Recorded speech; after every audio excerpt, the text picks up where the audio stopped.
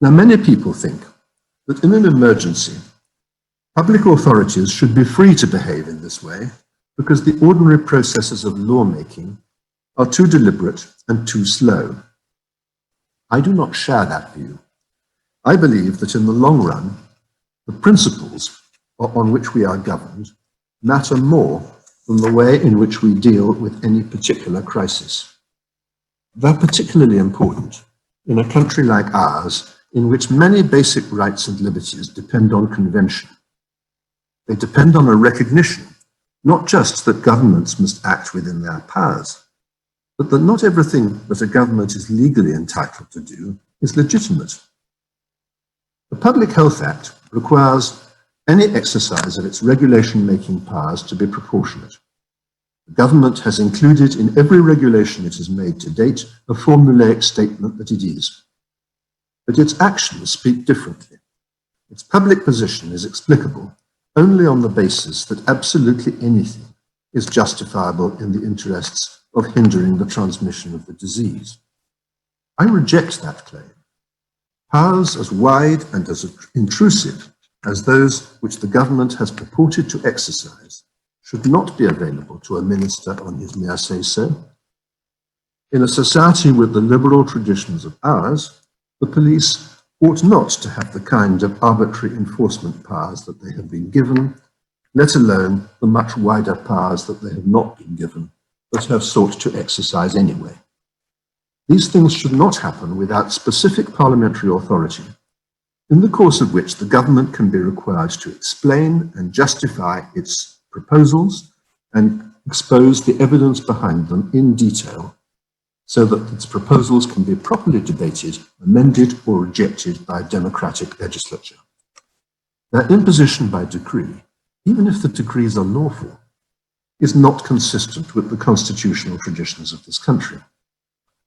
Now, there are, I would suggest, at least 3 lessons to be learned from this dismal story. The first lesson is one to which I drew attention in my BBC Wreath lectures last year. Our society craves security. The public has unbounded confidence, which no amount of experience will dent, in the benign power of the state to protect them against an ever wider range of risks. In Britain, the lockdown was followed by a brief period in which the government's approval ratings were sky high. That is how freedom dies. When societies lose their liberty, it isn't usually because some despot has crushed it under his boot. It is because people voluntarily surrender their liberty out of fear of some external threat. Historically, fear has always been the most potent instrument of the authoritarian state. And that is what we are witnessing today. But the fault is not just in our government, it's also in ourselves. Fear provokes strident calls for abrasive action, much of which may be unhelpful or damaging. It promotes intolerant conformism. It encourages abuse directed against anyone who steps out of line, including many responsible opponents of this government's measures and some notable scientists who have questioned their empirical basis. These are the authentic ingredients of a totalitarian society. So I regret to say is another feature of the history, namely the propaganda by which the government has to some extent been able to create its own public opinion. Fear was deliberately stoked up by the government. The language of impending doom, the daily press conferences, the alarmist projections of the mathematical modelers, the manipulative use of selected statistics, the presentation of exceptional tragedies as if they were the normal effects of COVID-19. And above all, the attempt to suggest that COVID-19 was an indiscriminate killer, when the truth was that it killed identifiable groups, notably those with serious underlying conditions and the old, who could and arguably should have been sheltered without coercing the entire population. These exaggerations were not accidental. They followed naturally from the logic of the measures themselves.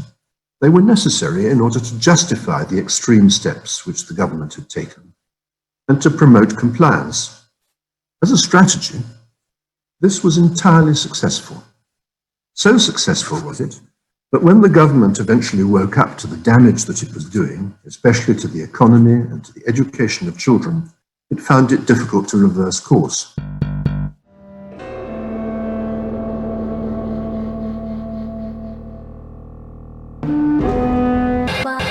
Durant les nuits, la fille, en se masse équipage, galope follement dans le cerveau d'un page. Qui rêve, espère tout.